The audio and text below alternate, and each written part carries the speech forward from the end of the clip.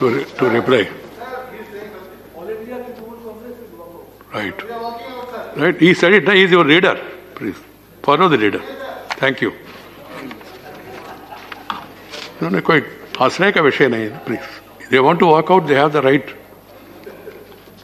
Walk out or talk out is the way out.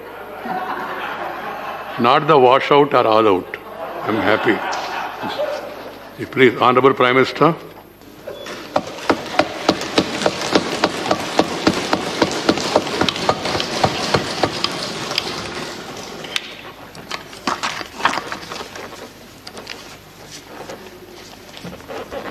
आदरणीय सभापति जी, पूरा विश्व अनेक चुनौतियों से जूझ रहा है।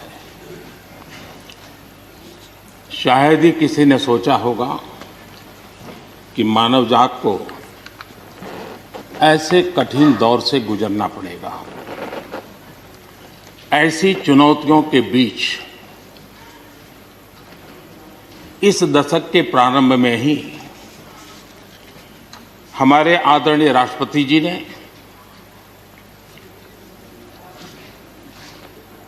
जो संयुक्त सदन में अपना उद्बोधन दिया, वो अपने आप में इस चुनौतियों भरे विश्व में एक नई आशा जगाने वाला, नया उमंग पैदा करने वाला और नया आत्मविश्वास पैदा करने वाला राष्ट्रपति जी का उद्बोधन रहा। आत्मनिर्भर भारत की राह दिखाने वाला और इस दशक के लिए एक मार्ग प्रशस्त करने वाला राष्ट्रपति जी का उद्बोधन रहा। आदरणीय सभापति जी, मैं राष्ट्रपति जी का तहे दिल से आभार व्यक्त करने के लिए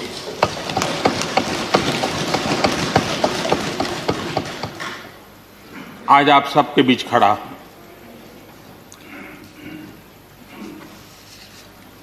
राज्यसभा में करीब 13-14 घंटे तक 50 से अधिक माननीय सदस्यों ने अपने विचार रखे, बहुमूल्य विचार रखे, अनेक पहलुओं पर विचार रखे और इसलिए मैं सभी आदरणीय सदस्यों का हृदयपूर्वक आभार भी व्यक्त करता हूं इस चर्चा को समृद्ध बनाने के लिए।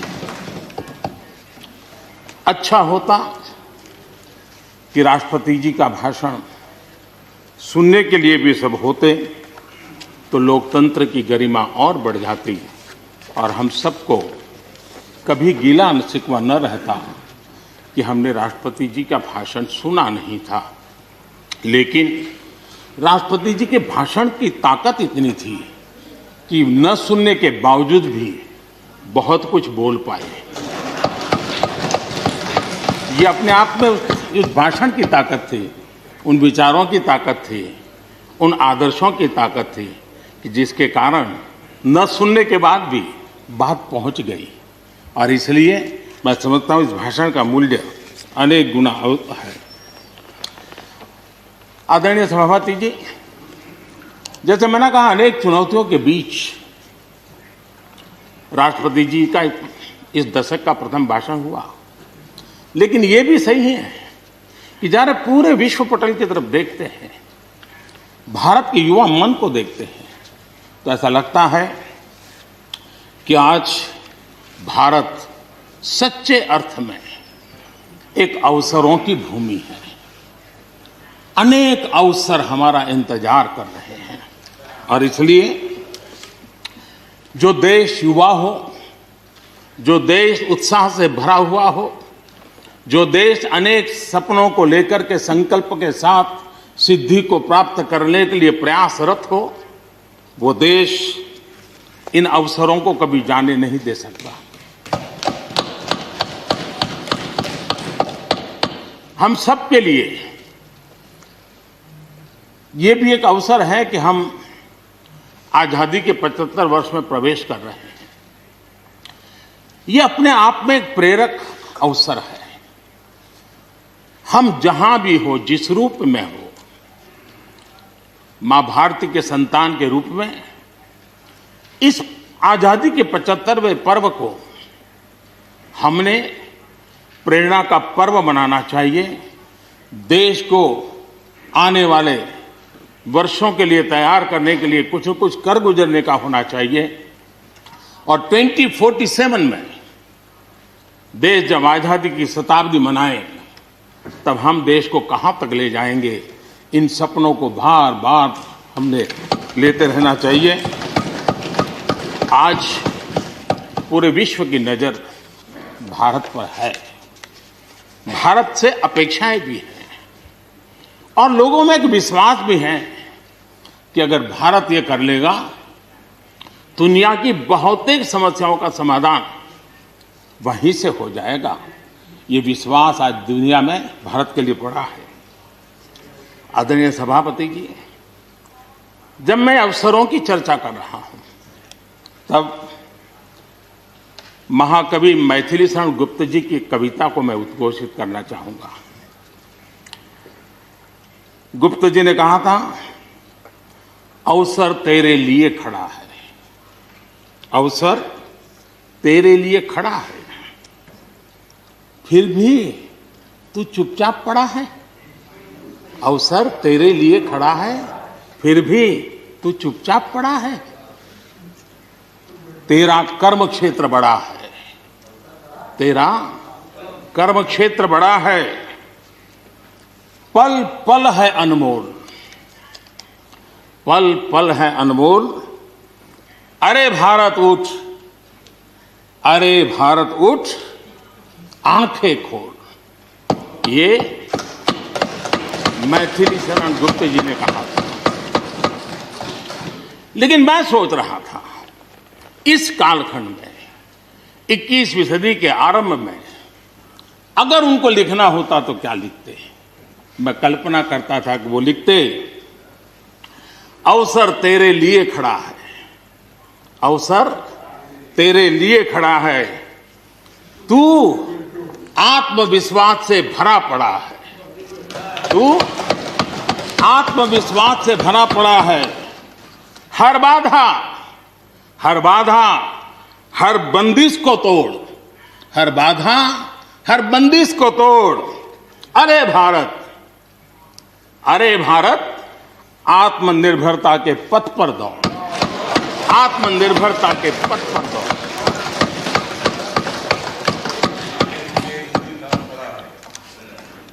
आदरणीय सभापति जी, कोरोना के दौरान किस प्रकार की वैश्विक परिस्थितियां बनी,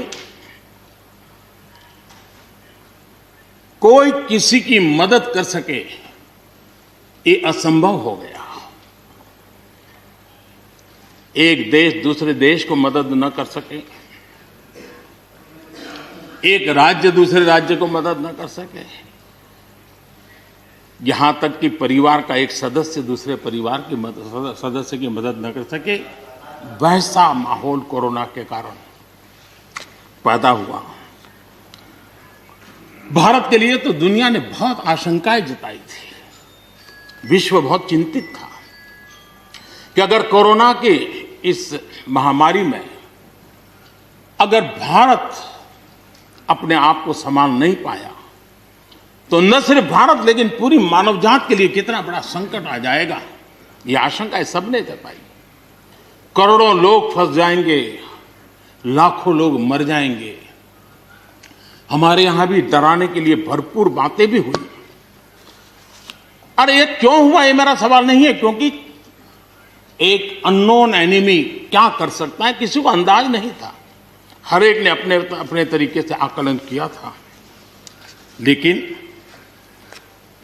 भारत ने अपने देश के नागरिकों की रक्षा करने के लिए एक अननोन एनिमी से, और जिसकी कोई पूर्व परंपरा नहीं थी कि ऐसी चीज को ऐसे डील किया जा सकता है, इसके लिए ये प्रोटोकॉल हो सकता, कुछ पता नहीं था।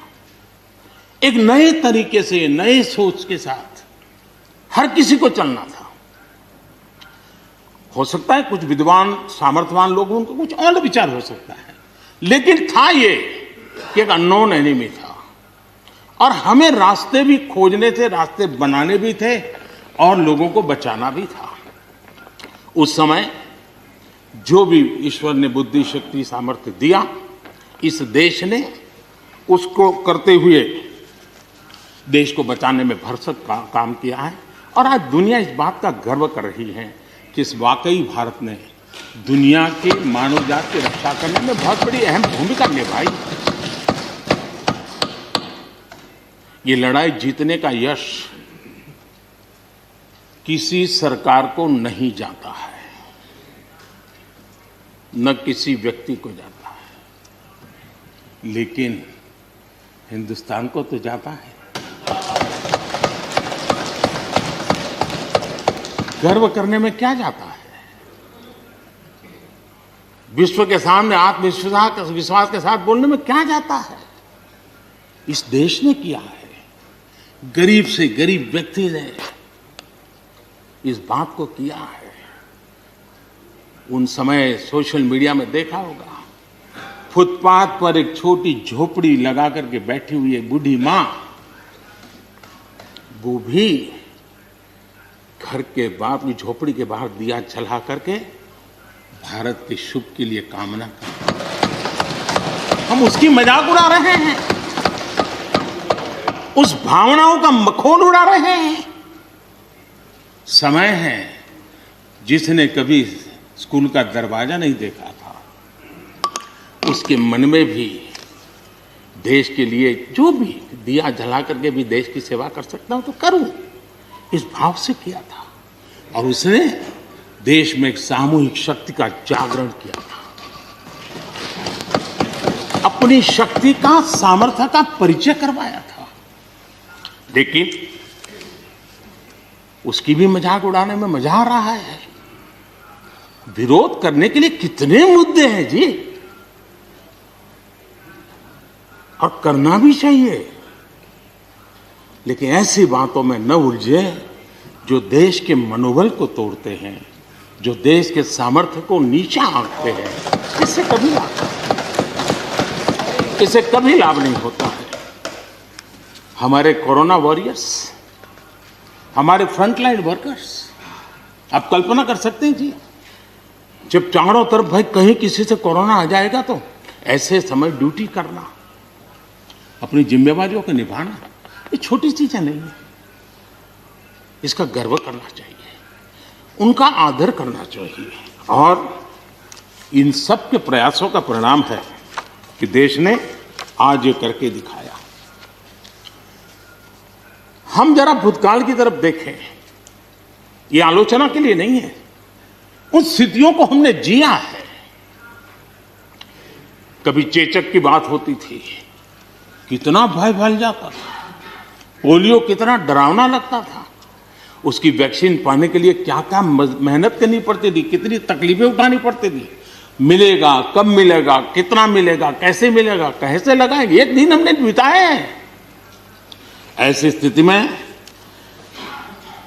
उन दिनों को अगर याद करें तो पता चलेगा कि आज जिनको थर्ड वर्ल्ड कंट्रीज में गिना जाता है, वो देश मानव जात के कल्याण के लिए वैक्सीन लेकर के आ जाए। इतने कम समय में मिशन मोड में हमारे वैज्ञानिक भी जुटे रहे। ये मानव जात के इतिहास में भारत के योगदान एक गौरवपूर्ण गाथा है। इसका हम गौरव करें और उसी में से एक नए आत्मविश्वास की प्रेरणा भी जगती है। हमने उस नए आत्मविश्वास की प्रेरणा को जगाने के ऐसे प्रयासों को आज देश गर्व कर सकता है कि दुनिया का सबसे बड़ा टीकाकरण अभियान इसी मेरे देश में चल रहा है। विश्व में तेज गति से टीकाकरण आज कहीं हो रहा है तो इसी हम सब की मां भारती के गोद में हो रहा है। और भारत का ये सामर्थ्य कहां नहीं पहुंचा है। आज कोरोना ने भारत को दुनिया के साथ रिश्तों में एक नई ताकत दी है। जब शुरुआत में कौन सी दवाई काम करेगी, वैक्सीन नहीं थी, तो सारा विश्व का ध्यान भारत की दवाइयों पर गया। विश्व में फार्मेसी के हब के रूप में भारत उभर करके आया। 150 देशों में दवाई पहुंचाने का काम उस संकट काल में भी इस देश ने किया है। मानव जात की रक्षा के लिए हम पीछे नहीं। इतना ही नहीं, इन समय वैक्सीन के संबंध में भी विश्व बड़े गर्व के साथ कहता है कि हमारे पास भारत की वैक्सीन आ गई है, हमारे पास भारत की वैक्सीन आ गई है। हम सबको मालूम है कि दुनिया के बड़े बड़े अस्पताल में भी बड़े बड़े लोग भी जब ऑपरेशन कराने जाते हैं, कोई बड़े मेजर ऑपरेशन के लिए, और ऑपरेशन थिएटर में जाने के बाद प्रक्रिया शुरू होने के पहले उसकी आंखें ढूंढती हैं कि कोई हिंदुस्तानी डॉक्टर है कि नहीं है। और जैसे ही एकाध टीम के अंदर एकाध भी हिंदुस्तानी डॉक्टर दिखता है ना, उसका विश्वास हो जाता है अब ऑपरेशन। ये देश ने कमाया है, इसका हमें गर्व होना चाहिए। और इसलिए इसी गर्व को लेकर के हम आगे बढ़ रहे हैं। इस कोरोना में जैसे वैश्विक संबंधों में भारत ने अपनी एक विशिष्ट पहचान बनाई है, अपना स्थान बनाया है, वैसे ही भारत ने हमारे फेडरल स्ट्रक्चर को इस कोरोना के कालखंड में हमारी अंतर्भूत ताकत क्या है, संकट के समय हम कैसे मिलकर के काम कर सकते हैं, एक ही दिशा में सब शक्तियां लगा करके हम कैसे प्रयास कर सकते हैं, ये केंद्र और राज्य ने मिलकर के करके दिखाया है। मैं राज्यों को भी, क्योंकि इस सदन में राज्यों की अपनी फ्लेवर होती है, और इसलिए इस सदन में तो मैं विशेष रूप से राज्यों का भी अभिनंदन करता हूं, और कोऑपरेटिव फेडरलिज्म को ताकत देने का काम, इस कोरोना के संकट को अवसर में पलटने का काम हमारे सभी ने किया है। इसलिए सब कोई अभिनंदन के अधिकारी है। यहां पर लोकतंत्र को लेकर के काफी उपदेश दिए गए, बहुत कुछ कहा गया और लेकिन मैं नहीं मानता हूं कि जो बातें बताई गई हैं देश का कोई भी नागरिक इस पर भरोसा करेगा। भारत का लोकतंत्र ऐसा नहीं है कि जिसकी खाल हम इस प्रकार से उधेड़ सकते हैं। ऐसी गलती हम न करें। और मैं श्रीमान डेरेक जी की बात सुन रहा था, बढ़िया बढ़िया शब्दों का प्रयोग हो रहा था, फ्रीडम ऑफ स्पीच,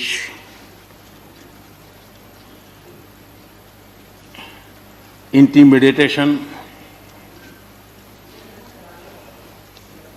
हाउडिंग। जब शब्द सुन रहा था तो लग रहा था कि ये बंगाल की बात बता रहे हैं कि देश की बता रहे हैं।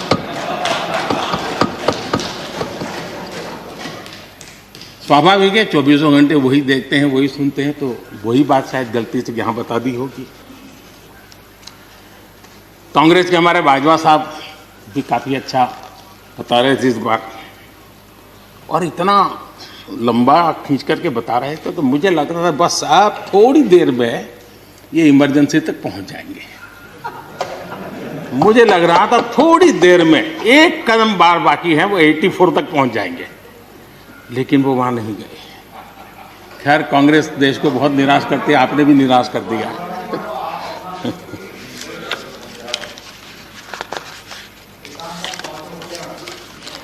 माननीय सभापति जी, मैं एक कोट इस सदन के सामने रखना चाहता हूं, और खास करके लोकतंत्र पर जो लोग शक उठाते हैं, भारत की मूलभूत शक्ति पर जो शक उठाते हैं, उनको तो मैं विशेष आग्रह से कहूंगा कि इसको समझने का प्रयास करें। हमारा लोकतंत्र किसी भी मायने में वेस्टर्न इंस्टीट्यूशन नहीं है। ये एक ह्यूमन इंस्टीट्यूशन है।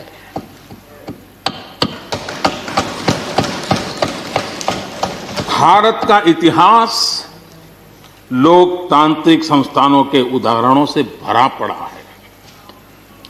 प्राचीन भारत में 81 गणतंत्रों का वर्णन हमें मिलता है। आज देशवासियों को भारत के राष्ट्रवाद पर चौतरफा हो रहे हमले से आगाह करना जरूरी है। भारत का राष्ट्रवाद ना तो संकीर्ण है, न स्वार्थी है और ना ही आक्रामक है।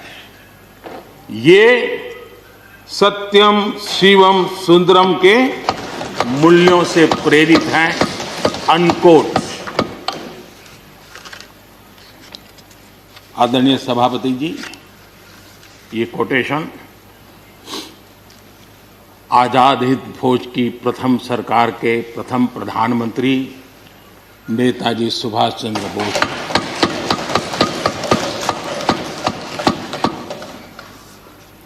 और संयोग है कि 125वीं जयंती आज हम मना रहे हैं।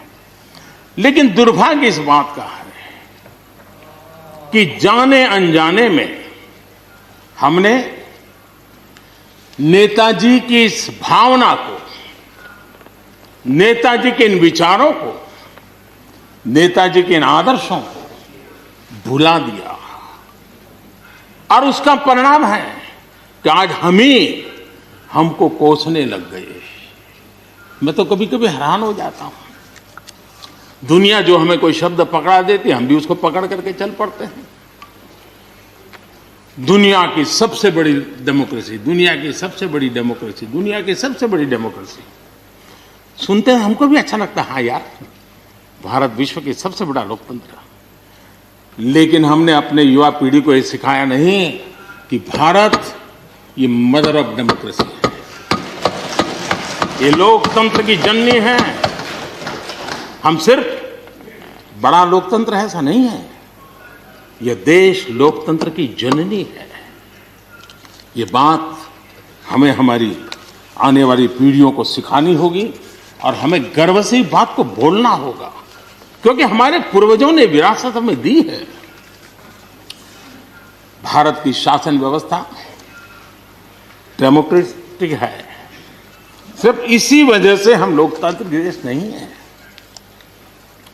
भारत की संस्कृति, भारत के संस्कार, भारत की परंपरा, भारत का मन लोकतांत्रिक है और इसलिए हमारी व्यवस्था लोकतांत्रिक है। ये है इसलिए ये है ऐसा नहीं है, मूलतः हम लोकतांत्रिक हैं इसलिए ये है। और ये कसौटी भी हो चुकी है देश की। आपातकाल के उन दिनों को याद कीजिए। न्यायपालिका का हाल क्या था, मीडिया का क्या हाल था, शासन का क्या हाल था। सब कुछ जेल खाने में परिवर्तित हो चुका था। लेकिन इस देश के संस्कार, इस देश का जनमन जो लोकतंत्र के रंगों से रंगा हुआ था, उसको कोई हिला नहीं पाया था। मौका मिलते ही उसने लोकतंत्र को प्रस्थापित कर दिया। ये लोगों की ताकत, ये हमारे संस्कारों की ताकत है, ये लोकतांत्रिक मूल्यों की ताकत है। मुद्दा ये नहीं है कौन सरकार नहीं, मैं उसकी चर्चा नहीं कर रहा हूं। और न ही मैं ऐसी चीजों में अपना समय लगाने के लिए यहां आप लोगों ने मुझे बिठाया है। हमें लोकतांत्रिक मूल्यों की रक्षा करते हुए आगे बढ़ना है। आत्मनिर्भर भारत के संबंध में भी चर्चा हुई। मैं हमारे साथी धर्मेंद्र प्रधान जी के बहुत ही अभ्यासपूर्ण और आत्मनिर्भर भारत की हमारी दिशा क्या है उसका विख्यात विस्तृत उन्होंने बयान किया है। लेकिन एक बात सही है कि आर्थिक क्षेत्र में भी आज भारत की जो एक पहुंच बन रही है, कोरोना काल में दुनिया के लोग निवेश के लिए तरस रहे हैं, सारी बातें बाहर आ रही हैं, लेकिन भारत है जहां रिकॉर्ड निवेश हो रहा है।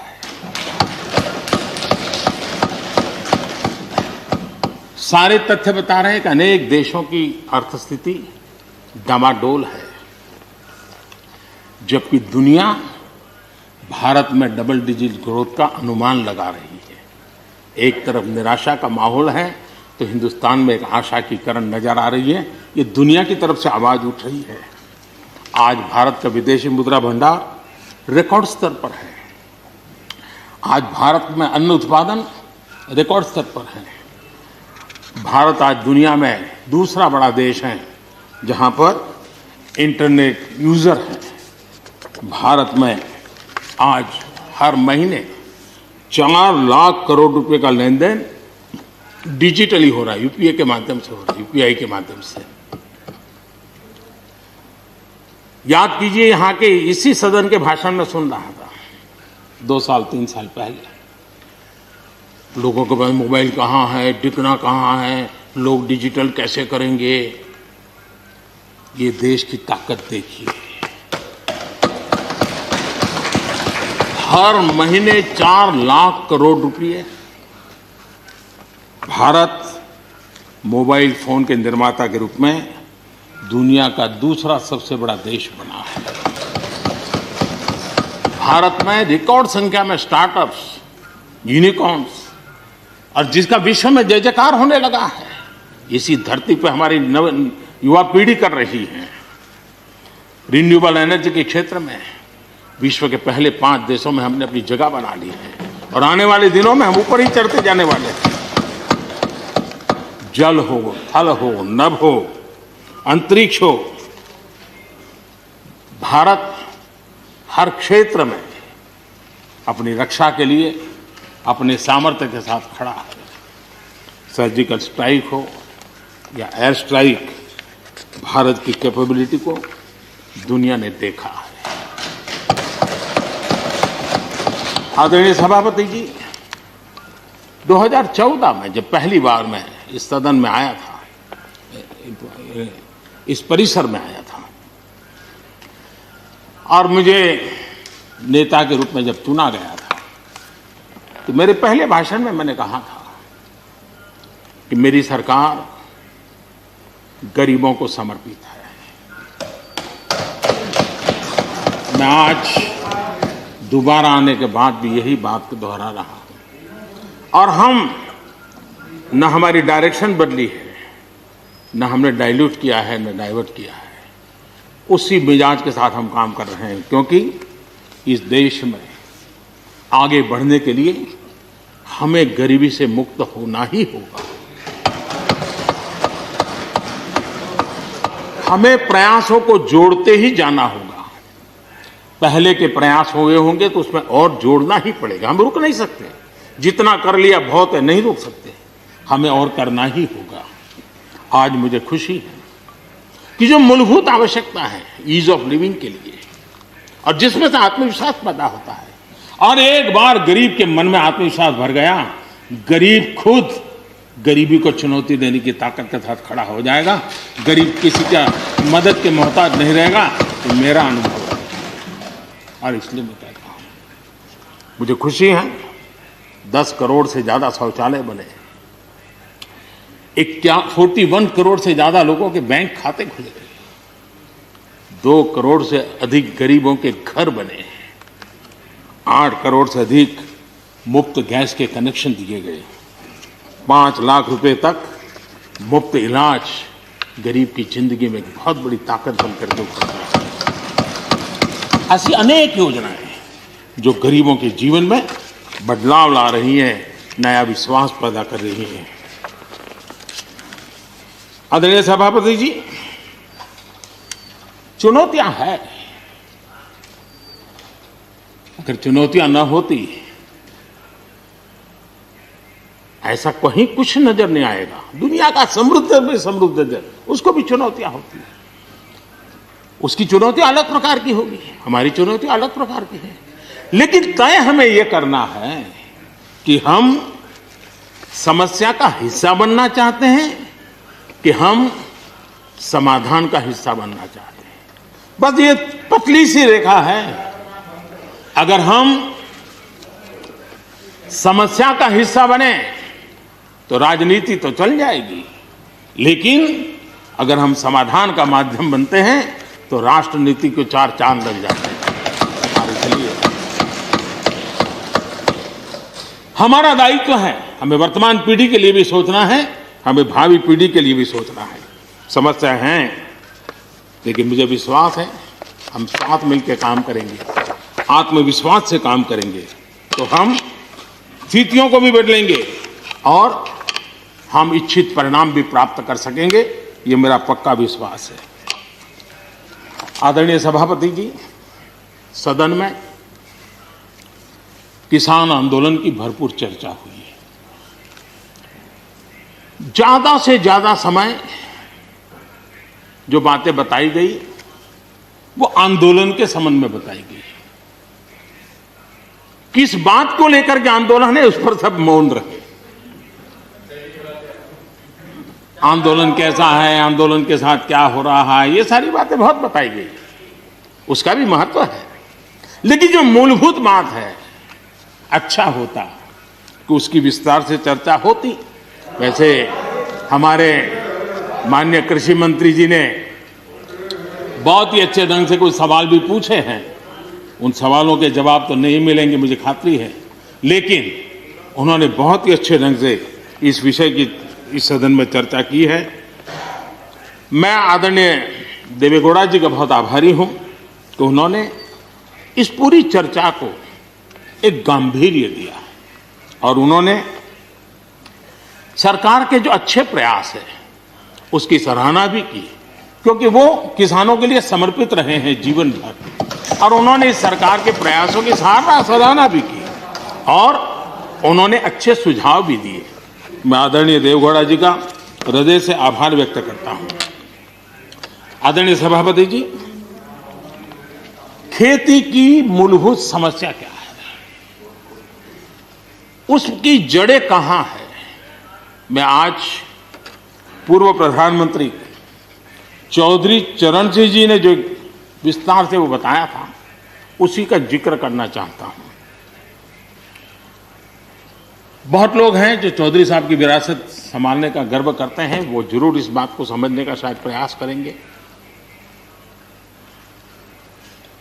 वो अक्सर 1970-71 जो एग्रीकल्चर सेंसस हुआ था उसका जिक्र उनकी भाषण में हमेशा आता था और उल्लेख करते थे। चौधरी चरण सिंह जी ने क्या कहा था, उनका कोट है, किसानों का सेंसस लिया गया तो 33% किसान ऐसे हैं जिनके पास जमीन 2 बीघे से कम है, 2 बीघे नहीं है, 2 बीघे तक है, 2 बीघे से कम।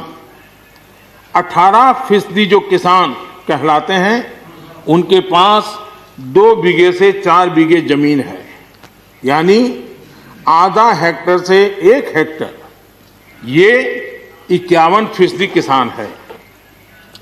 ये चाहे कितनी मेहनत करे, अपनी छोटी सी जमीन पर इनकी गुजर ईमानदारी से उसमें हो नहीं सकती। ये चौधरी चरण सिंह जी का कोट है। छोटे किसानों की दयनीय स्थिति चौधरी चरण सिंह जी के लिए बहुत ही हमेशा पीड़ा देती थी, वो हमेशा उसकी चिंता करते थे। अब हम आगे देखें, ऐसे किसान जिनके पास 1 हेक्टर से भी कम जमीन होती है, 1971 में वे 51% थे, आज 68% हो चुके हैं। यानी देश में ऐसे किसानों की संख्या बढ़ रही है जिनके पास बहुत थोड़ी सी जमीन है। आज लघु और सीमांत किसानों की मिलाएं तो 86% किसान, ज्यादा किसान के पास 2 हेक्टर से भी कम जमीन है। और ऐसे किसानों की संख्या 12 करोड़ है। क्या इन 12 करोड़ किसानों के प्रति हमारी कोई जिम्मेवारी नहीं है? क्या देश की कोई जिम्मेवारी नहीं है? क्या हमने कभी हमारी योजनाओं के केंद्र में इन 12 करोड़ किसानों को रखना पड़ेगा कि नहीं रखना पड़ेगा?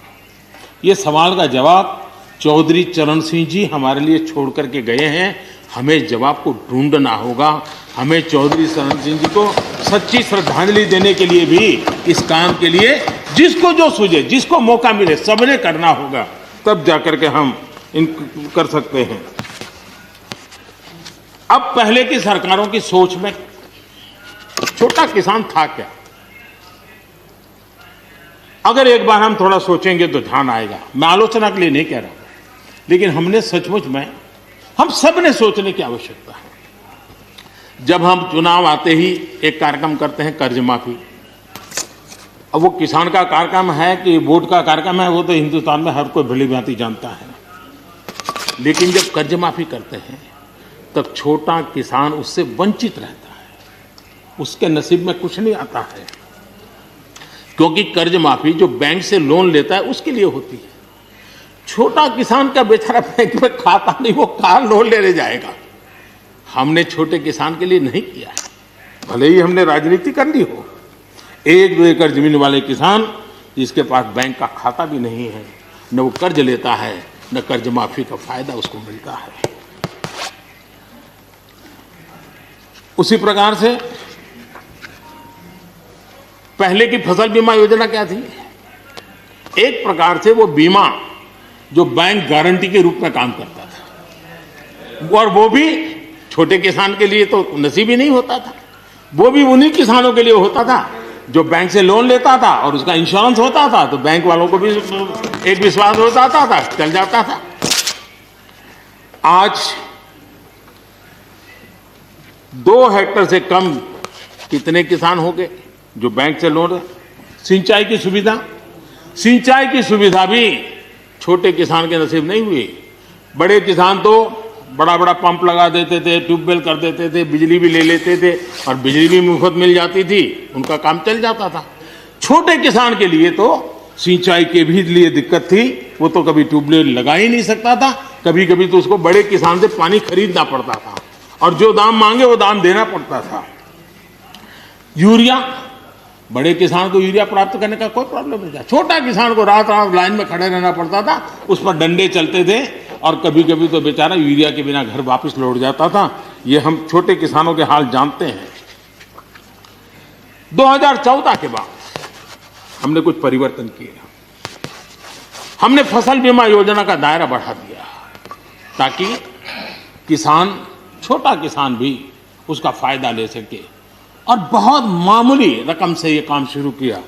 और पिछले 4-5 साल में फसल बीमा योजना के तहत 90,000 करोड़ रुपए, ये छोटी रकम नहीं है, 90,000 करोड़ रुपए उसके क्लेम किसानों को मिले। कर्ज माफी से भी आंकड़ा बड़ा हो जाता है। छोटा किसानों को किसान क्रेडिट कार्ड, हमारे यहाँ किसान क्रेडिट कार्ड हुए, लेकिन बड़े किसानों तक गए और वो बैंक से बहुत ही, कुछ तो राज्यों में 0% से ब्याज से उनको मिल जाते थे पैसे, और उनके कोई न कोई जो धंधा व्यापार होता था पैसे वहां भी लग जाते थे। छोटे किसान के नसीब में ये नहीं था। हमने तय किया हिंदुस्तान के हर किसान को किसान क्रेडिट कार्ड देंगे। इतना ही नहीं, हमने उसका तो दायरा फिशरमैन तक भी बढ़ा दिया ताकि वो भी इसका फायदा उठा सके।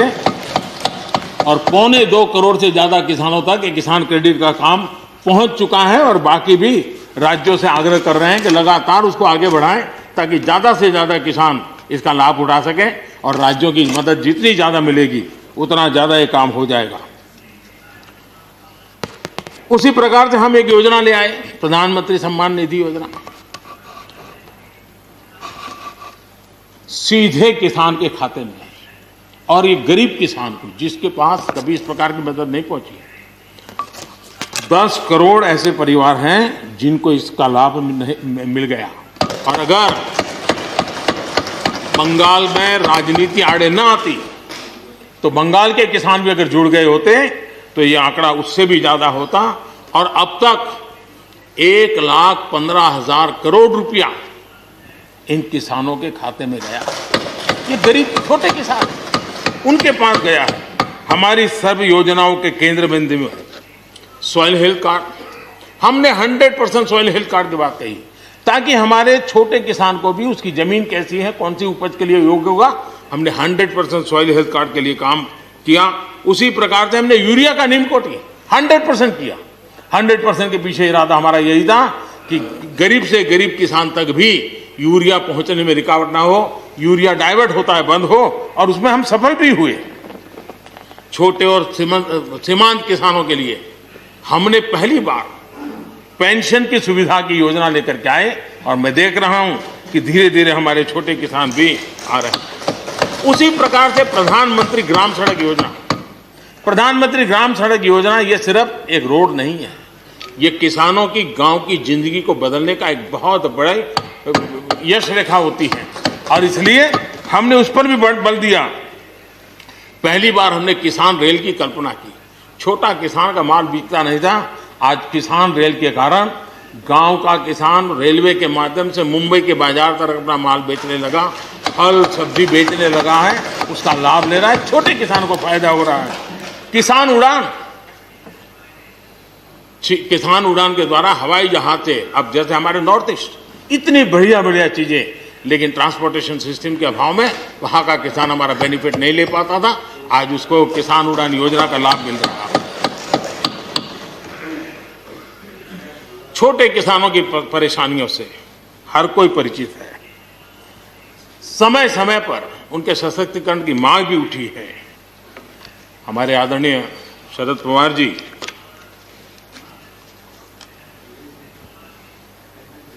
और कांग्रेस के भी हर किसी ने, हर सरकार ने कृषि सुधारों की वकालत की है। कोई पीछे नहीं है, क्योंकि हर एक को लगता है कर पाए नहीं कर पाए अलग बात है, लेकिन ये होना चाहिए, ये बात हर एक की निकली हुई है। और आज नहीं, जब भी जो जहां थे सबने की हुई है। और शरद राव जी ने तो अभी एक बयान भी दिया कि मैं सुधारों के पक्ष में हूं। ठीक है, पद्धति के संबंध में उनके मन में सवाल है, लेकिन सुधारों का विरोध नहीं किया है। और इसलिए मैं समझता हूं कि हमें इस विषय में हमारे साथी श्रीमान सिंधिया जी ने बहुत ही अच्छे ढंग से कई पहलुओं पर इस कानून को लेकर के यहाँ पर ये सारी बातें पिछले 2 दशक से लगातार चल रही हैं, हर फोरम में चली है। ऐसा नहीं है कि कोई हमारे आने के बाद हर ने कहा है, और हर एक को लगा कि अब समय आ गया, हो जाए, अब समय आ गया। ये ठीक है, फुट स्टॉप कॉमा कोई इधर उधर हो सकता है, कोई ये दावा नहीं कर सकता है कि भाई हमारे समय की सोच बहुत ही बढ़िया थी। मैं भी दावा नहीं कर सकता हूं कि हमारे समय की सोच बढ़िया है, 10 साल के बाद कोई नई सोच आ ही नहीं सकती। ऐसा नहीं होता है जी। ये समाज जीवन परिवर्तनशील होता है। आज के समय हमें जो ठीक लगा, चलो चले, आगे सुधार करेंगे, नई चीजों को जोड़ेंगे। यही तो प्रगति का रास्ता होता है जी। रुकावटें डालने से प्रगति कहां होती है जी। और इसलिए, लेकिन मैं हैरान हूं, अचानक यू टर्न ले लिया भाई, ऐसा क्यों किया? ठीक है, आप आंदोलन के मुद्दों को लेकर के इस सरकार को घेर लेते, लेकिन साथ साथ किसानों को भी कहते हैं कि भाई बदलाव बहुत जरूरी है, बहुत साल हो गए, अब नई चीजों को लेना पड़ेगा, तो देश आगे बढ़ता है। लेकिन अब मुझे लगता है कि राजनीति इतनी हावी हो जाती है कि अपने ही विचार छूट जाते हैं। लेकिन जो ये सब कर रहे हैं अच्छा है। आदरणीय डॉक्टर मनमोहन सिंह जी यहाँ मौजूद है, मैं उन्हीं का एक कोट आज पढ़ना चाहता हूँ। हो सकता है जो यू टर्न कर रहे हैं वो मेरी बात माने या न माने, मनमोहन सिंह जी की तो बात जरूर मानेंगे। There are other rigidities because of the whole marketing regime set up in the 1930s, which prevent our farmers from selling their produce where they get the highest rate of return. It is our intention to remove all those handicaps which come in the way of India realizing its vast potential as one large common market. ये आदरणीय मनमोहन सिंह जी का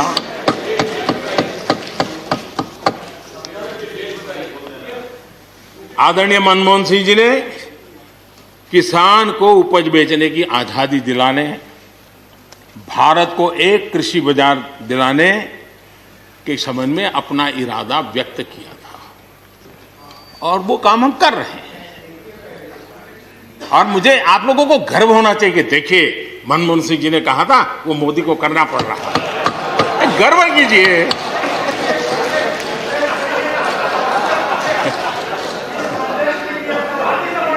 please please.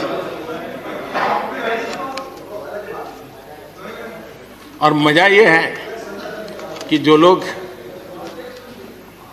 Political बयानबाजी करते हैं उछल उछल करके, उनके राज्यों में भी जब उनको मुकाबला है, इसी में से आधा अधूरा कुछ न कुछ किया ही किया है हर किसी ने।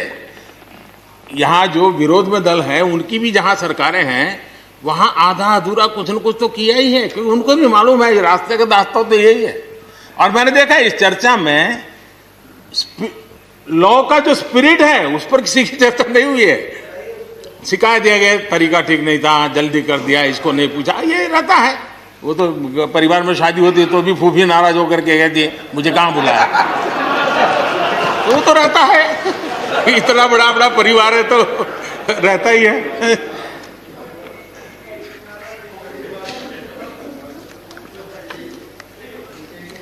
हम कुछ और बातों की ओर भी ध्यान दें।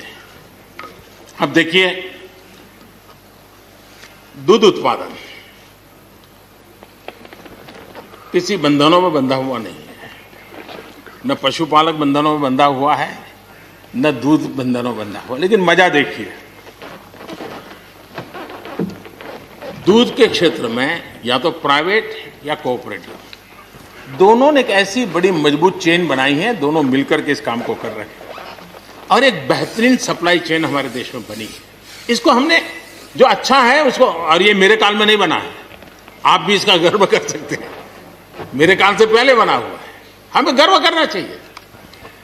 फल सब्जी से जुड़े व्यवसाय में ज्यादातर बाजारों का सीधा संपर्क रहता है, बाजारों की दखल हट गई है, इसका लाभ मिल रहा है। क्या डेयरी वाले, फल सब्जी खरीदने वाले उद्यमी, पशुपालकों की किसान, क्या जमीन पर कब्जा हो जाता है उनका? पशुपालन पर, पशु पे कब्जा हो जाता है? नहीं होता, दूध बिकता है, पशु नहीं बिकता है जी।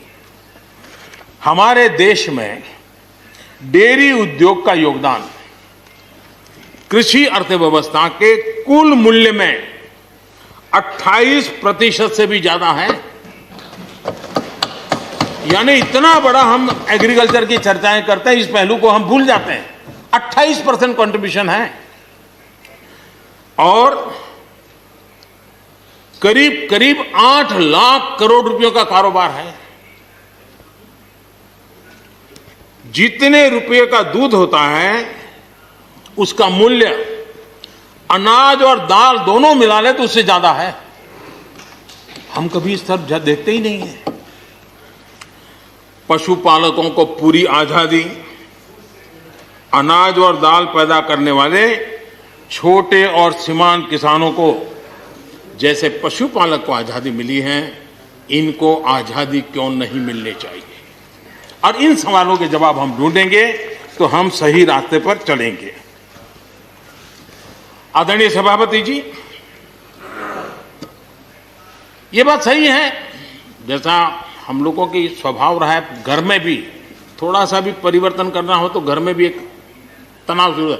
चेयर यहां क्यों रखी, टेबल यहां क्यों रखा, घर में भी होता है। इतना बड़ा देश है और जिस प्रकार की परंपराओं से हम पले बड़े हैं, तो ये मैं स्वाभाविक मानता हूं। जब भी कोई नई चीज आती है तो थोड़ा बहुत रहता ही हमारे यहाँ, क्योंकि असमंजस की स्थिति भी रहती है। लेकिन जरा वो दिन याद कीजिए जब हरित क्रांति की बातें होती थी। हरित क्रांति के समय जो कृषि सुधार हुए, तब भी जो आशंकाएं हुई, जो आंदोलन हुए, ये वेल डॉक्यूमेंटेड है और ये देखने जैसा है। कृषि सुधार के लिए सख्त फैसले लेने के उस दौर में शास्त्री जी का हाल ये था कि अपने साथियों में से कोई कृषि मंत्री बनने को तैयार नहीं होता था। क्योंकि लगता था कि ऐसा है हाथ जल जाएंगे और किसान नाराज हो जाएंगे तो मेरी तो राजनीति समाप्त हो जाएगी। ये शास्त्री जी के समय की घटनाएं हैं। और अंत में शास्त्री जी को सी सुब्रमण्यम जी को कृषि मंत्री बनाना पड़ा था और उन्होंने रिफॉर्म्स की बातें की। योजना आयोग ने भी उसका विरोध किया था। मजा देखिए, योजना आयोग ने भी विरोध किया था। वित्त मंत्रालय सहित पूरी कैबिनेट के अंदर भी विरोध का स्वर उठा था। लेकिन देश की भलाई के लिए शास्त्री जी आगे बढ़े और लेफ्ट पार्टी जो आज भाषा बोलते हैं ना, वही उस समय बोलते थे। वो यही कहते हैं, अमेरिका के इशारे पर शास्त्री जी ये कर रहे हैं, अमेरिका के इशारे पर कांग्रेस ये कर रही है। सारा चीज जितना आज मेरे खाते में जमा है ना, वो पहले आपके यहां बैंक में अकाउंट में था। सब कुछ अमेरिका के एजेंट कह दिया जाता था हमारे नेता, कांग्रेस के नेताओं को। ये सब कुछ लेफ्ट वाले जो आज भाषा बोलते हैं, वो उस समय भी उन्होंने यही भाषा बोली थी। कृषि सुधारों को छोटे किसानों को बर्बाद करने वाला बताया गया था। देश भर में हजारों प्रदर्शन आयोजित हुए थे, बड़ा मूवमेंट चला था। इसी माहौल में भी लाल बहादुर शास्त्री जी और उसके बाद की सरकार जो करती रही, उसी का परिणाम है कि जो हम कभी PL 480 मंगवा करके खाते थे, आज देश अपने किसान ने अपनी मिट्टी से पैदा की चीजें को खाता है।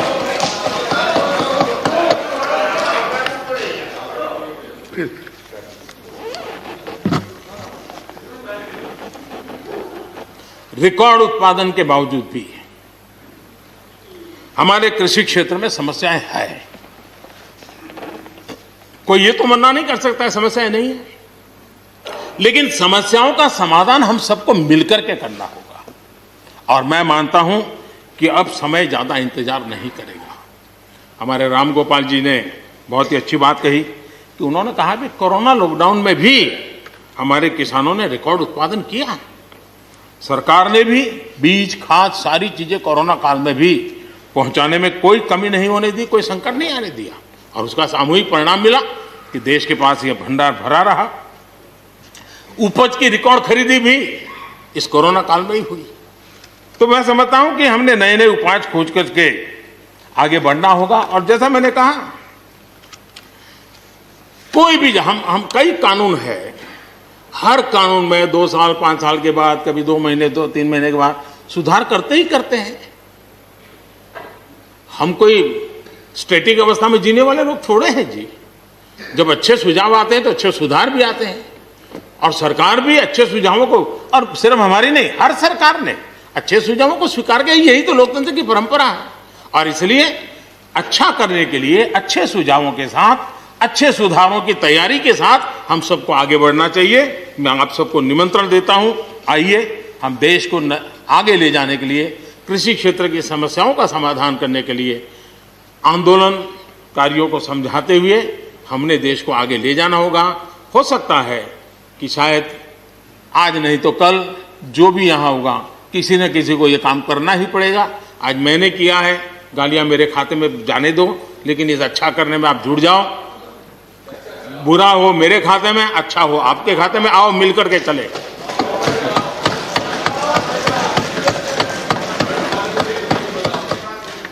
और मैं लगातार, हमारे कृषि मंत्री जी लगातार किसानों से बातचीत कर रहे हैं, लगातार मीटिंगें हो रही हैं और अभी तक कोई तनाव पैदा नहीं हुआ है।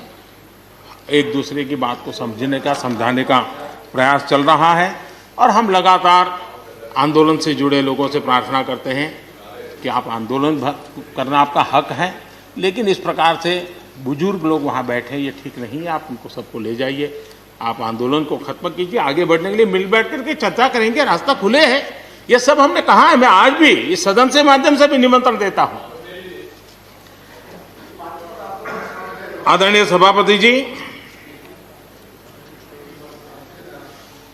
ये बात निश्चित है, हमारी खेती को खुशहाल बनाने के लिए फैसले लेने का ये समय है, इस समय को हमने गंवा नहीं देना चाहिए।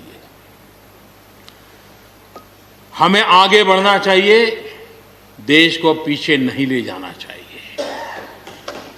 पक्ष हो, विपक्ष हो, आंदोलनरत साथी हो, इन सुधारों को हमने मौका देना चाहिए और एक बार देखना चाहिए कि इस परिवर्तन से हमें लाभ होता है कि नहीं होता है।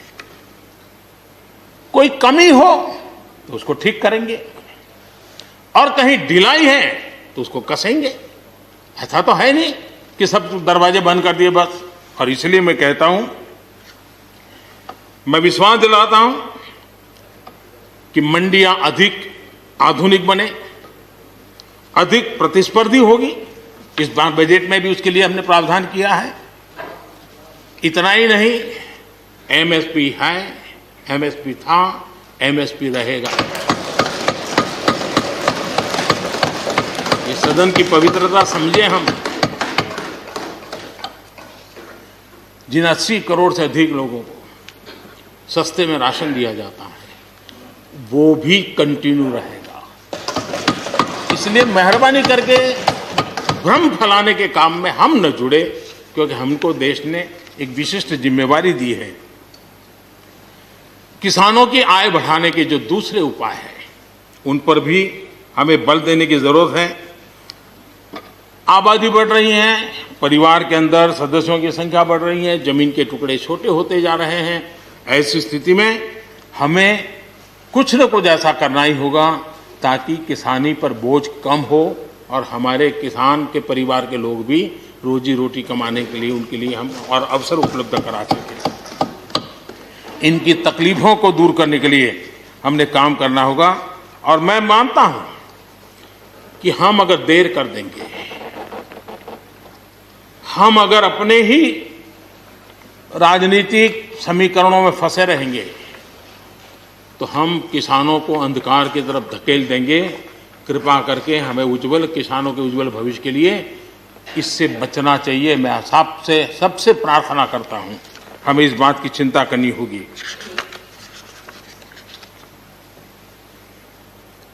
आदरणीय सभापति जी, डेयरी और पशुपालन हमारे कृषि क्षेत्र के साथ बढ़ावा देने की जरूरत है ताकि हमारा किसान पगभर हो। उसी प्रकार इसी काम के लिए हमने फूट एंड माउथ डिसीज के लिए एक बहुत बड़ा अभियान चलाया है ताकि वो किसान को या पशुपालक जो बाय एंड लार्ज किसानी से जुड़ा हुआ रहता है उसको भी लाभ होगा। हमने फिशरीज को भी एक अलग बल दिया, अलग मिनिस्ट्री बनाई और 20,000 करोड़ रुपए मत्स्य संपदा योजना के लिए लगाया है ताकि ये पूरे क्षेत्र को एक नया बल मिले। स्वीट रिवॉल्यूशन, भारत में बहुत संभावनाएं हैं और इसलिए भारत ने किसान, उसके लिए बहुत जमीन की जरूरत नहीं है, अपने ही खेत के कोने में वो कर दें तो भी साल में 40,000, 50,000, लाख रुपया, 2 लाख रुपया कमा लेगा वो। और इसलिए हम स्वीट रिवॉल्यूशन, शहद के लिए, हनी के लिए, उसी प्रकार से बी वैक्स, दुनिया में बी वैक्स की मांग है, भारत बी वैक्स एक्सपोर्ट कर सकता है। हमने उसके लिए एक माहौल बना और किसान के खेत में ही छोटे किसान होगा तो एक कोने में वो एक नई कमाई कर सकता है। हमने इसको जोड़ना होगा और मधुमक्खी पालन के लिए कोई सैकड़ों एकड़ जमीन की जरूरत नहीं है, वो आराम से अपने यहाँ कर सकता है।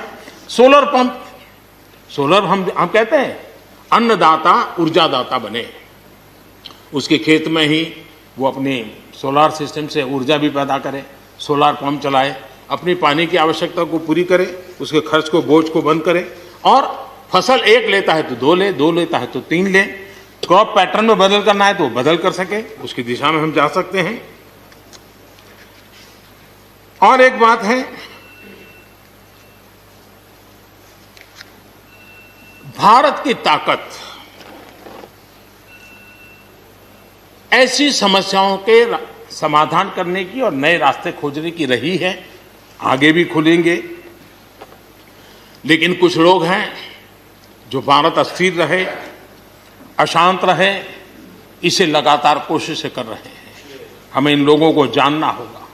हम ये न भूलें कि पंजाब के साथ क्या हुआ। जब बंटवारा हुआ, सबसे ज्यादा भुगतना पड़ा पंजाब को।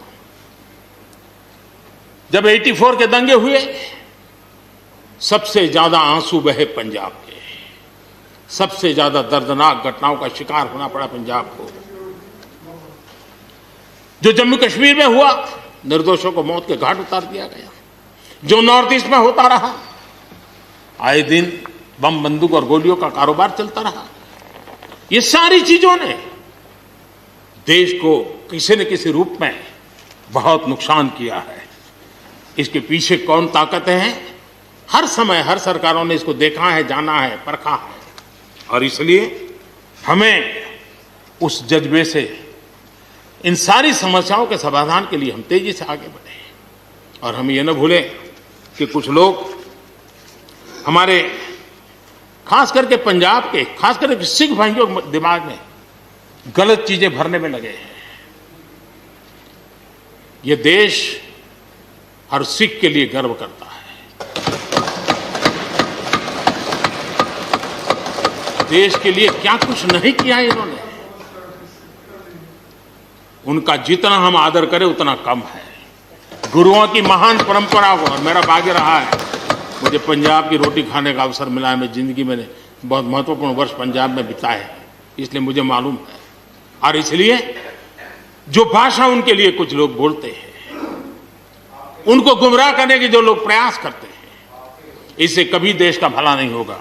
और इसलिए हमें इन दिशा में चिंता करने की आवश्यकता है। आदरणीय सभापति महोदय, हम लोग कुछ शब्दों से बड़े परिचित हैं। श्रमजीवी, बुद्धिजीवी, ये सारे शब्दों से परिचित हैं। लेकिन मैं देख रहा हूं कि पिछले कुछ समय से इस देश में एक नई जमात पैदा हुई है, एक नई बिरादरी सामने आई है, और वो है आंदोलनजीवी। ये जमात आप देखोगे, वकीलों का आंदोलन है वो न वहां नजर आएंगे, स्टूडेंट का आंदोलन है वो वहां नजर आएंगे, मजदूर का आंदोलन है वो वहां नजर आएंगे, कभी पर्दे के पीछे, कभी पर्दे के आगे। एक पूरी टोली है जी जो आंदोलनजीवी है। वो आंदोलन के बिना जी नहीं सकते हैं और आंदोलन से जीने के लिए रास्ते खोजते रहते हैं।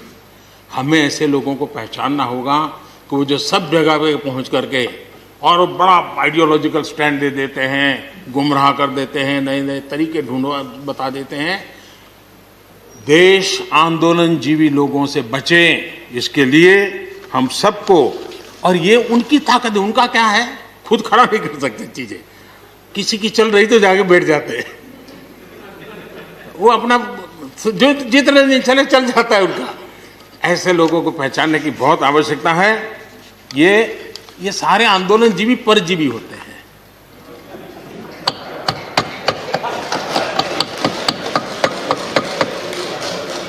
और यहां पर सब लोगों को मेरी बात से आनंद इसलिए होगा कि आप जहां जहां सरकारें चलाते होंगे, आपको भी ऐसे परजीवी आंदोलनजीवियों का अनुभव होता हो।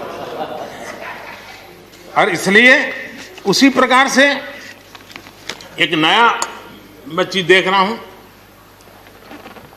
देश प्रगति कर रहा है। हम एफडीआई की बात कर रहे हैं, फॉरेन डायरेक्ट इन्वेस्टमेंट, लेकिन मैं देख रहा हूं इन दिनों एक नया एफडीआई मैदान में आया है। ये नए एफडीआई से देश को बचाना है जी। एफडीआई चाहिए, फॉरेन डायरेक्ट इन्वेस्टमेंट, लेकिन ये जो नया एफडीआई नजर का आ रहा है, ये नए एफडीआई से जरूर बचना होगा। और ये नया एफडीआई है foreign destructive ideology, foreign destructive ideology. और इसलिए इस एफडीआई से देश को बचाने के लिए हमने और जागरूक रहने की जरूरत है। आदरणीय सभापति जी, हमारे देश के विकास के लिए ग्रामीण अर्थव्यवस्था, इसका अपना एक मूल्य है। ग्रामीण अर्थव्यवस्था हमारे आत्मनिर्भर भारत का एक अहम स्तंभ है। आत्मनिर्भर भारत ये किसी सरकार का कार्यक्रम नहीं हो सकता है और होना भी नहीं चाहिए। ये 130 करोड़ देशवासियों के संकल्प होने चाहिए। हमें गर्व होना चाहिए और इसमें कोई दुविधा नहीं होनी चाहिए। और महात्मा गांधी जैसे महापुरुषों ने हमें यही रास्ता दिखाया था। अगर हम वहां से थोड़े हट गए हैं तो वापस उस पटरी पर आने की जरूरत है और आत्मनिर्भर भारत के रास्ते पर हमको बढ़ना ही होगा। गांव और शहर की खाई को अगर हमें पाटना है तो उसके लिए भी हमें आत्मनिर्भर भारत की ओर बढ़ना ही होगा। और मुझे विश्वास है कि हम उन बातों को लेकर के जब आगे बढ़ रहे हैं तो हमारे देश के सामान्य मानवी का विश्वास बढ़े। जैसे अभी प्रश्नोत्तर काल के अंदर जल जीवन मिशन की चर्चा हो रही थी। इतने कम समय में 3 करोड़ परिवारों तक घर में पीने का पानी पहुंचाने का नल कनेक्शन देने का काम हो चुका है। आत्मनिर्भरता तभी संभव जब अर्थव्यवस्था में सभी की भागीदारी हो। हमारी सोनल बहन ने अपने भाषण में बहनों बेटियों की भागीदारी पर फोकस करने की उन्होंने विस्तार से चर्चा की। कोरोना काल में चाहे राशन हो, आर्थिक मदद हो या मुफ्त गैस सिलेंडर, सरकार ने हर तरह से एक प्रकार से हमारी माताओं बहनों को असुविधा ना हो इसकी पूरी चिंता करने का प्रयास किया है। और उन्होंने एक शक्ति बनकर के इन चीजों को संभालने में मदद भी की है। जिस तरह इस मुश्किल परिस्थिति में हमारे देश की नारी शक्ति ने बड़े धैर्य के साथ परिवार को संभाला, परिस्थितियों को संभाला है। कोरोना के इस लड़ाई में हर परिवार की मातृशक्ति की बहुत बड़ी भूमिका रही है और उनका मैं जितना धन्यवाद करूं उतना कम। बहनों बेटियों का हौसला और मैं समझता हूं कि आत्मनिर्भर भारत में अहम भूमिका हमारी माताएं बहनें निभाएगी, मुझे पूरे विश्वास है। आज युद्ध क्षेत्र में भी हमारी बेटियों की भागीदारी बढ़ रही है। नए नए जो लेबर कोड बनाए हैं उसमें भी बेटियों के लिए हर सेक्टर में काम करने के लिए समान वेतन का हक दिया गया है। मुद्रा योजना से 70% जो लोन ली गई है वो हमारी बहनों के द्वारा ली गई है। यानी एक प्रकार से एडिशन करीब 7 करोड़ महिलाओं की सहभागिता से 60 लाख से ज्यादा सेल्फ हेल्प ग्रुप आज आत्मनिर्भर भारत के प्रयासों को एक नई ताकत दे रहे हैं। भारत की युवा शक्ति पर हम जितना जोर लगाएंगे, हम जितने अवसर उनको देंगे, मैं समझता हूं कि वो हमारे देश के लिए, भविष्य के लिए, उज्जवल भविष्य के लिए एक मजबूत नींव बनेंगे। जो राष्ट्रीय एजुकेशन पॉलिसी आई है उस राष्ट्रीय एजुकेशन पॉलिसी में भी हमारी युवा पीढ़ी के लिए नए अवसर देने का प्रयास हुआ है। और मुझे खुशी है कि एक लंबा अरसे समय गया एजुकेशन पॉलिसी पर चर्चा में, लेकिन उसकी स्वीकृति जिस प्रकार से देश में हुई है एक नया विश्वास पैदा किया है। और मुझे विश्वास है कि ये नई एजुकेशन पॉलिसी, नई राष्ट्रीय शिक्षा नीति हमारे देश के लिए एक नए तरीके से पढ़ने का विचार दिखा आगे। हमारा एमएसएमई सेक्टर, रोजगार के सबसे ज्यादा अवसर एमएसएमई सेक्टर को मिल रहे हैं। और जब कोरोना काल में जो स्टिमुलस की बात हुई उसमें भी एमएसएमई पर पूरा ध्यान दिया गया और उसी का परिणाम है कि आर्थिक रिकवरी में आज हमारे एमएसएमई बहुत बड़ी भूमिका निभा रहे हैं और हम इसको आगे बढ़ा रहे हैं। हम लोग प्रारंभ से सबका साथ, सबका विकास, सबका विश्वास का मंत्र लेकर के चल रहे हैं और उसी का परिणाम है कि नॉर्थ ईस्ट हो या नक्सल प्रभावित क्षेत्र, धीरे धीरे वहाँ हमारी समस्याएं कम होती जा रही हैं। और समस्याएं कम होने के कारण, सुख और शांति का अवसर पैदा होने के कारण विकास की मुख्य धारा में ये हमारे सभी साथियों को आने का अवसर मिल रहा है।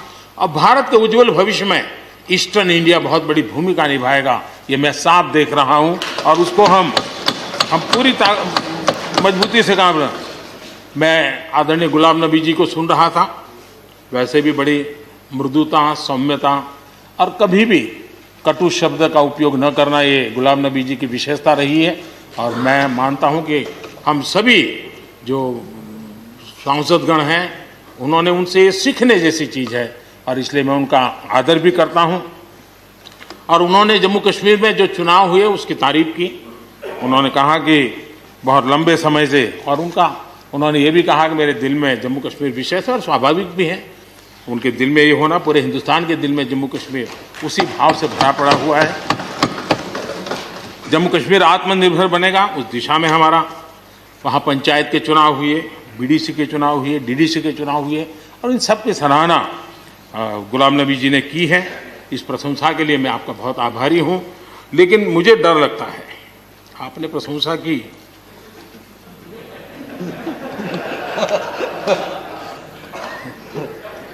मुझे विश्वास है कि आपकी पार्टी वाले इसको उचित स्पिरिट में लेंगे। गलती से G23 की राय मान करके कुछ उल्टा न कर दे।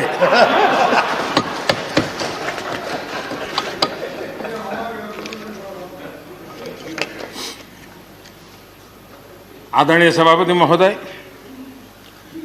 कोरोना के चुनौतीपूर्ण दौर में सीमा पर भी चुनौती देने की कोशिश हुई। हमारे वीर जवानों के हौसले और कुशलता ने सटीक जवाब दिया है, और हर हिंदुस्तानी को इस बात का गर्व है। मुश्किल परिस्थितियों में भी हमारे जवान डट करके खड़े रहे हैं। तमाम साथियों ने भी हमारे जवानों के शौर्य की सराहना की है, मैं उनका आभारी हूं। एलएसी पर जो स्थिति बनी है, उस पर भारत का रुख बहुत स्पष्ट है, और देश इसको भली भांति देख भी रहा है और गर्व भी कर रहा है। बॉर्डर इंफ्रास्ट्रक्चर और बॉर्डर सिक्योरिटी को लेकर हमारी प्रतिबद्धता में किसी प्रकार की ढील आने का सवाल ही नहीं होता है, गुंजाइश ही नहीं है।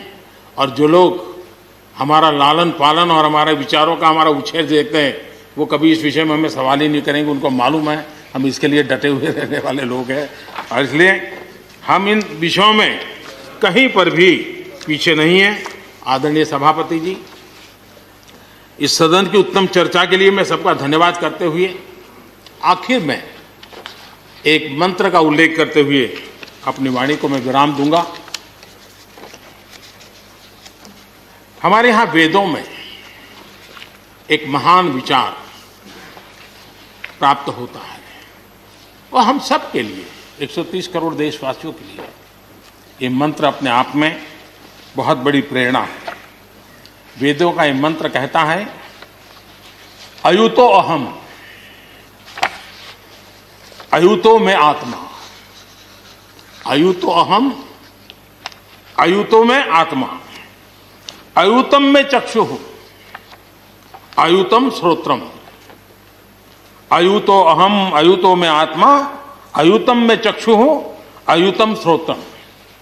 यानी मैं एक नहीं हूं, मैं अकेला नहीं हूं, मैं अपने साथ करोड़ों मानवों को देखता हूं, अनुभव करता हूं।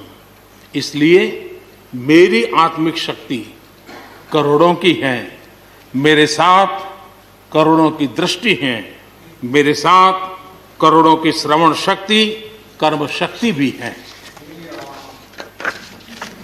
आदरणीय सभापति जी, वेदों की इसी भावना से, इसी चेतना से 130 करोड़ से अधिक देशवासियों वाला भारत सबको साथ लेकर के आगे बढ़ रहा है। आज 130 करोड़ देशवासियों के सपने आज हिंदुस्तान के सपने हैं। आज 130 करोड़ देशवासियों की आकांक्षाएं इस देश की आकांक्षाएं हैं। आज 130 करोड़ देशवासियों का भविष्य भारत के उज्जवल भविष्य की गारंटी है।